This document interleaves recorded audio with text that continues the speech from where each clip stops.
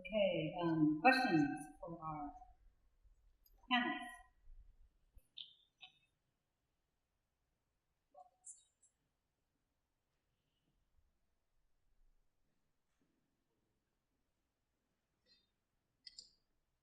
I have a question about the statistics you had about, this is for Mr. Thorncroft, about scientists versus the public thoughts on climate change. I had heard that 10 years ago, the general public was much more accepting of the climate change and the scientists' thoughts on climate change, and that's changed in recent years. I don't know if you had any, if that's true, if you had any comment on that. Yeah, I think that's it's getting better. There have been some recent studies. I think Yale did a recent study that showed that the numbers are going up. I'm not sure why that would be. And maybe it's not 45 anymore. Maybe it's 52. But people are slowly getting better educated. I think people also. I'm not a social scientist, but my feeling is that as people are impacted more and more, they tend to take things more close to heart. And I'll give you an example. There's some farmers in Oklahoma who I think, I don't want to be offensive, but they may not have wanted to think about climate change for various reasons, but because they're becoming definitely impacted by these things, they want to learn more about what's going on. So I think climate change is always going to change people's minds when people feel impacted. I mean, in the Northeast, it's flooding. We have a lot of large communities here in the Northeast that have been impacted by flooding over the last few years. And for better or worse, you have to be careful about 1 year's flooding. The good thing in terms of trying to change people's minds is that it is part of a trend. There is a trend in more rainfall, there is a trend in flooding. And I think people are starting to realize that their lives are being impacted. Even the news this year. You have to be, as I say, you have to be careful about any extreme weather event. We had a quite severe hurricane season this year, and a lot of impacts, and it is consistent with a global warming theme. So I think it's a combination of people being better educated and feeling the impacts, slowly feeling the impacts. I think people have been in the past thinking, this is 50 years away, we don't have to worry about it. And then people are slowly waking up, I think, to the idea that this is here and now. I think that's why. But certainly the numbers are improving in terms of the public perception. Another question.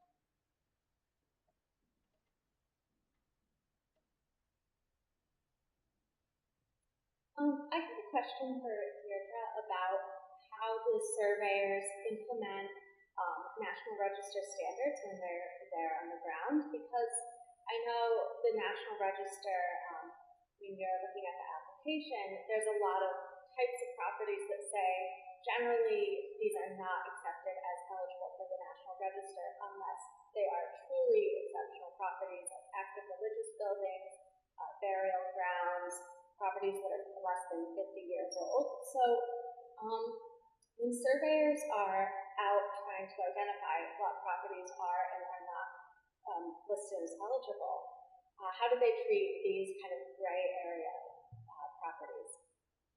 Sure, that's a good question. For the most part, though, when the surveyors are going out following a disaster like Katrina or these others, they're not making that distinction.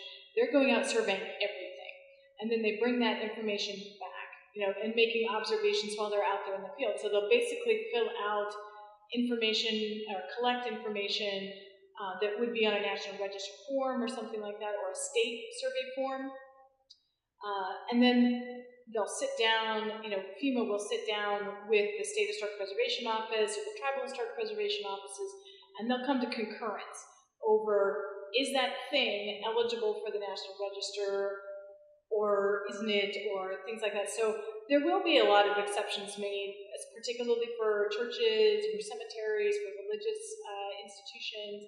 There will be a lot of exceptions made for things that are less than 50 years old, if it's really significant for the community. I mean, think about Houston being hit by Harvey, and think about all of the NASA and shuttle things that were kind of destroyed by that.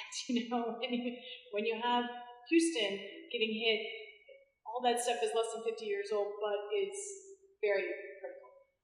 So there's always acceptance made, but it's usually after the fact. Another question.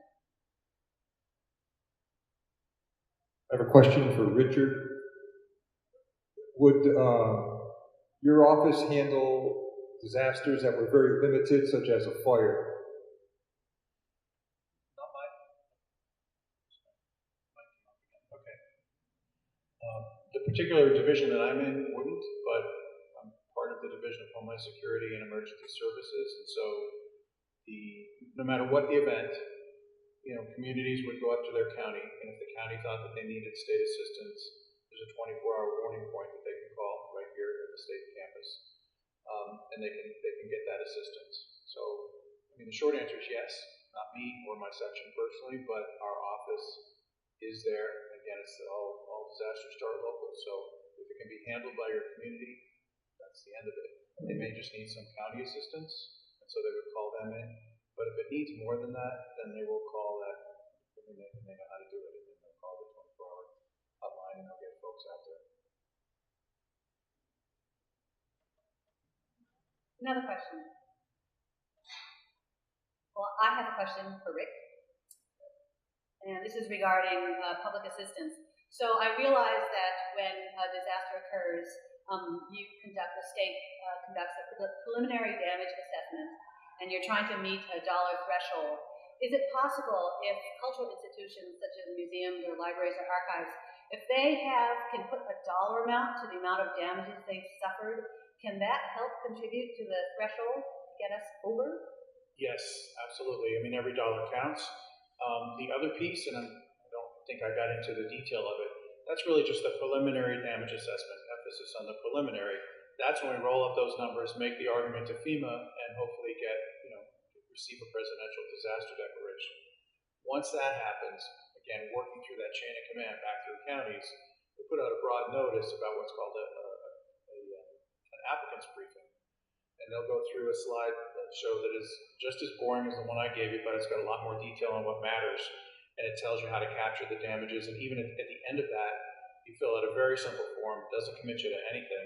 And if you're ready at that point, you can sit down with folks and talk about your one facility. If it's a community, maybe they have 2 bridges and 16 culverts. They can make a separate appointment called an applicant's kickoff meeting. But it really does get into some level of detail. If you're not sure of the damage, just give your best estimate, but folks will actually inspect every site.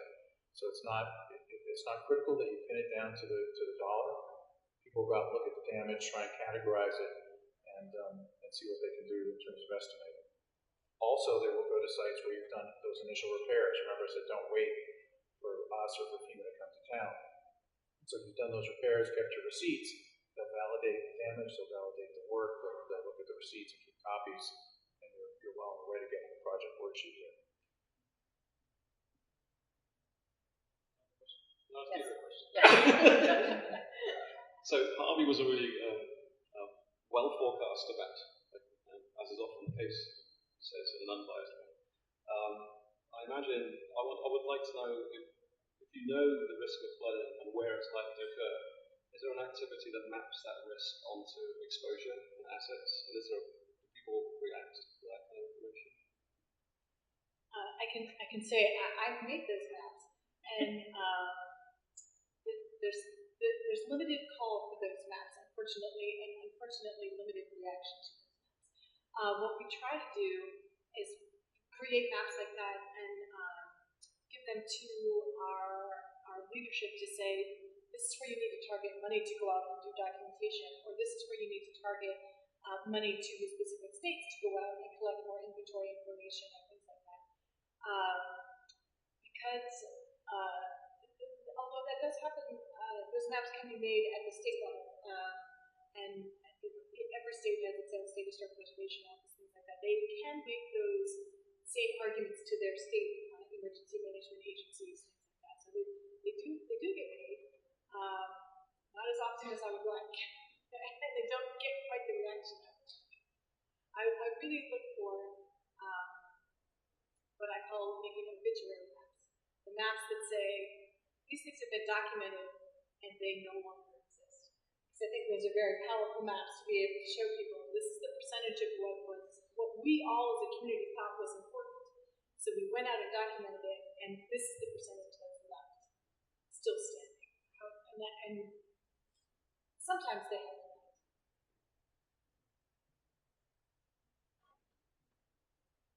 Any other questions? There's one in the back.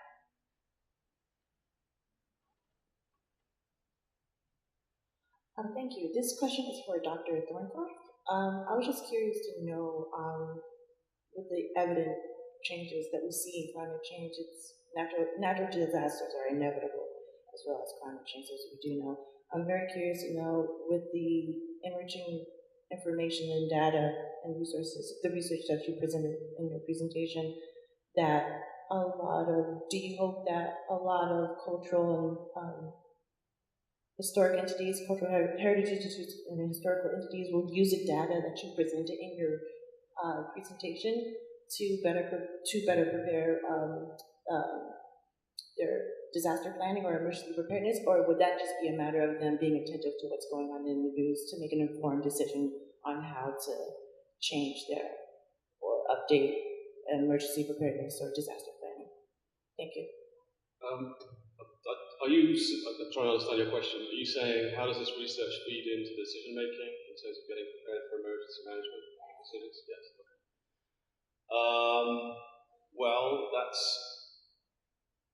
There's multi-dimensions there. That activity takes place. I mean, at the academic level, we're collaborating with the new college with the long name to think about things like decision making in terms of extreme weather. I think there's also decision making and political decisions with regard to how we deal with climate change. So those conversations are taking place. Whether there's enough of those conversations taking place and whether it leads to action is another matter. But Rick did have a slide on some of this. Yeah, and some of the discussions are taking place. Remember, I said that we have a statewide hazard mitigation plan where we look at all of the counties and develop hazard profiles for each hazard.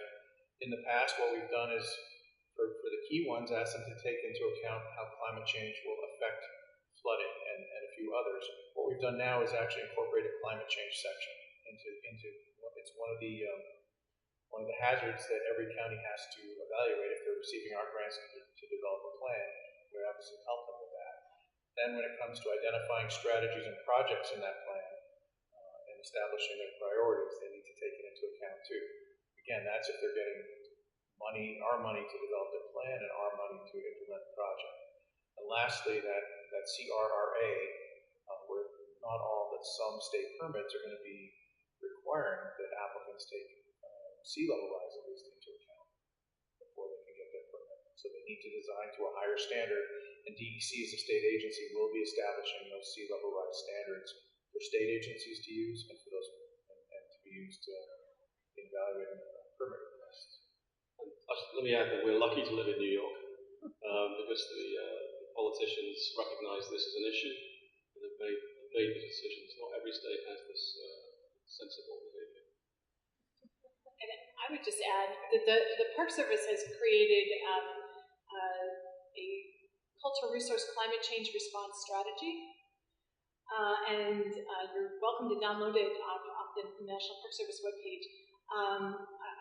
Just a point of pride on our part, it was the most downloaded document ever during the week that it was put out to the public immediately after our last election. So you might use it as a point, a jumping off point, but one of the things that it does address is not only how do we adapt to climate change, how do we come up with new strategies, things like that, but also looking historically at how have cultures in the past, as we saw from your presentation, these swings have happened in the past, not quite as extreme as they are right now, but these swings have happened in the past. So, how have cultures in the past responded to these things? Where you have, chocolate cultures or things like that totally dissipating because of climate change, destroying their crops, things like that. So there's ways that we can look to our past cultures to help influence how do we strategize for how we move forward. So that is part of that document. And with that, I think, ponderous question. You can think about that over lunch. First, let's have a round of applause for our panelists here, as well as our opening keynote speaker, Dr. Daniels. And we will return at 1:30.